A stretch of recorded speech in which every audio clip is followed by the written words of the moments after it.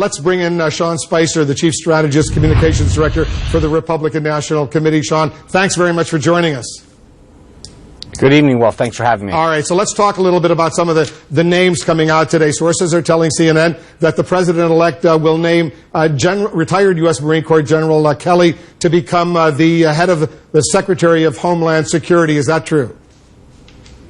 I cannot confirm that at this time. The two announcements that have been official today are Iowa Governor Terry Branstad as the next ambassador to China, and that Donald Trump intends to nominate Linda McMahon, who founded the World Wrestling Federation and that grew it from 13 employees to 800 numbers, as the next head of the Small Business Administration. Those are the two announcements that have officially been made by the transition, and I think, obviously others are going to come. We've seen a lot of great names. General Kelly would be a phenomenal pick if the president-elect so chooses him, but that name has not been formalized yet. But CNN and various other news organizations, we have all confirmed that he will be named. You're not dissuading, you're not trying to push us away from that, are you? Well, here's what I know, that until Donald Trump says something, it's not official. So I'm going to wait until Donald Trump gives his official blessing to this, because the president-elect makes the ultimate decisions around here. He'll be the third general in a key slot: Secretary of Defense, National Security Advisor, Secretary of Homeland Security. A lot of us remember during the campaign, Donald Trump caused a big uproar when he said this about American generals. Listen to this. I know more about ISIS than the generals do, believe me. I would bomb the out of them.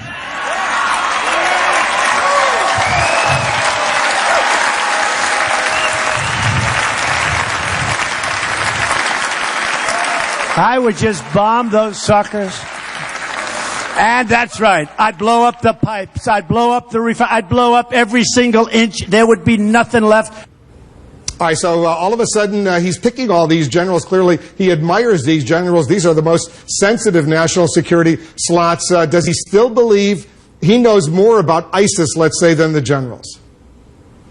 Well, again, when you look at someone like Jim Mattis, who's world-renowned as a tough guy, he takes no prisoners. He's going to get the job done. Mike Flynn, who headed up DIA, General Kelly, who is yet to be announced, but if he were to be part of a Trump administration, again, these are tough individuals that get the job done. But, Wolf, I think that the focus is not necessarily on what job they had. It's the success they've had. Now, in this case, they're generals, but in other cases, Linda McMahon, wildly successful in business, took a small business of 13 people, grew it to 800. Terry Branstad, the longest-serving governor in our country right now. I mean, these are quality individuals, not just today, but you go back over the last month, the people that he's announced, the people that he's brought in and talked to.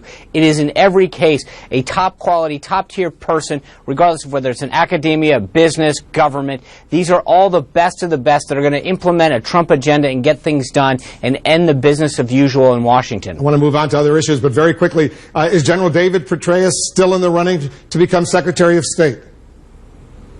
Well, the only people who know who's finally in the running is the president-elect himself. Ultimately, all of these decisions are President-elect Trump's. He makes those decisions. So I don't know who's in and who's out. That's for him. He keeps bringing in these quality people. You see day in and day out. They come in, and it's within his purview who's in the short list for whatever particular job. There are some who've suggested, and you can respond, that he likes these generals now for these really sensitive national security picks because his experience in national security is limited. Is that true?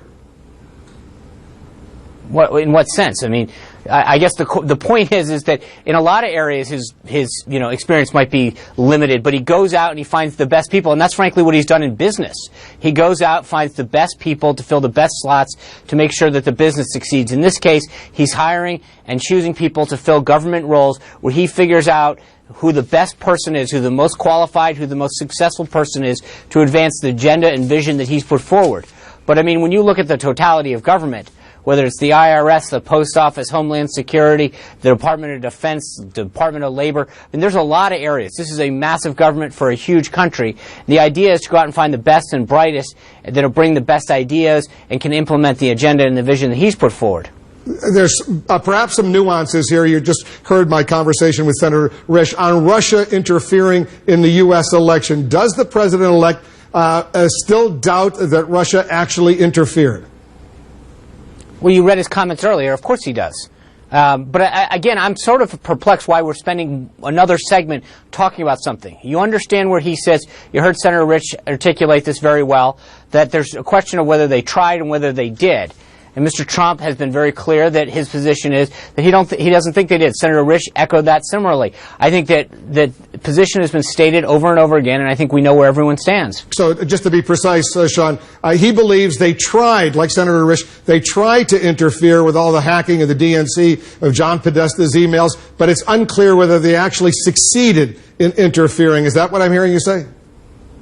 Well, the question that he was asked is, did they interfere? And I think he answered that unequivocally, that they didn't. Because he did say, and I'll just repeat what he told Time magazine, I don't believe they interfered. Then later he said, I believe that it could have been Russia, it could have been any one of many other people, sources, or even individuals who actually hacked into the DNC computers, into John Podesta's computers. I assume that's what he's talking about. Is that your assumption as well? That seems to be the case. All right, so let's talk about Mitt Romney for a moment. Earlier today in the interview he granted to the Today Show, he said he's still talking to Mitt Romney, still considering him for Secretary of State. Walk us through where this process for Secretary of State stands right now, because there's word that the President-elect might be meeting again, maybe as early as tomorrow, with Mitt Romney. Is that right? Well, let's walk back just 1 second, because I think a lot of us who've worked with Donald Trump were really proud on why he was on the Today Show, and it was to accept Time Magazine's Person of the Year award, which is a huge honor for anyone, and I think it's especially humbling for Mr. Trump, who grew up reading Time Magazine, to have this honor bestowed upon him. But to Mitt Romney, I think, look, you've seen the number of quality candidates that he's talked to, whether it's Rudy Giuliani, Mitt Romney, and others. He understands the importance of this. He wants to restore America's place in the world, and he knows that the Secretary of State position is vital to implementing his foreign policy. So he's taking his time. He's meeting with these individuals, in some cases multiple times, having conversations with them beyond just the face-to-face, so that he gets to know who they are they capable of instituting his vision and his foreign policy and restoring America's place abroad. So it's not something that's going to be rushed. He's going to do it on his timetable and make sure that he chooses the best person to represent this country and his administration. Are they going to meet tomorrow? Can you confirm that? There's word that might happen. I will give a readout tomorrow on the schedule for the day. We'll be anxious to see that.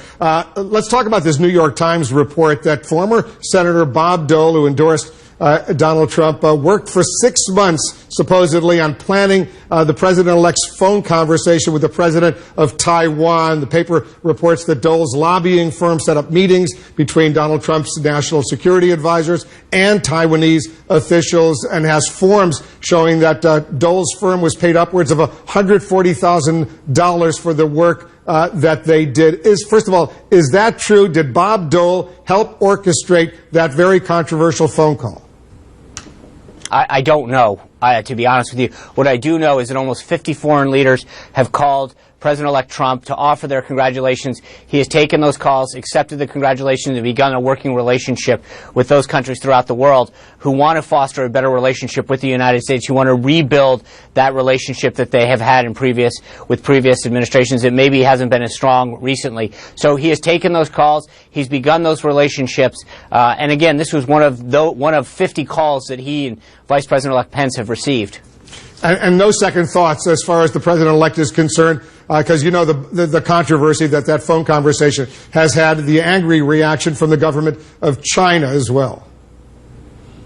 Well, I think Mr. Trump's tweets were very clear about this. He understands the one China policy. He understands Taiwan's relationship to mainland China. But at the same time, China doesn't ask permission for the U.S. to do certain things. Donald Trump's never going to ask for permission. He's going to do what's in this country's best interest. In this particular case, they were calling to congratulate him on a huge win. He took that call and wants to maintain a great relationship with all of these world leaders throughout the earth. And the allegation that's out there, and you saw it in that New York Times report, that there was a quid pro quo. Senator Dole, the only former Republican presidential nominee who endorsed Mr. Trump for president, he worked hard to get that phone conversation going. That may have been a thank you note, if you will, from the president-elect to Bob Dole. Your reaction? Again, I'm not unaware of any of that. I have a hard time. Again, when you look at the number of world leaders that have called to offer their congratulations to the president-elect and the vice president-elect, it seems to me, and again, from the readouts that we give daily to the press, that he's been making a steady stream of those calls with different countries throughout the world. This was pretty routine, and again, I'm not really sure what happened behind the scenes, but this is just one of 50, so it doesn't seem to really add up if that's the case. Yeah, he's not backing away at all. He's defending that decision. Sean Spicer, as usual, thanks for joining us. Thank you, Wolf. Coming up.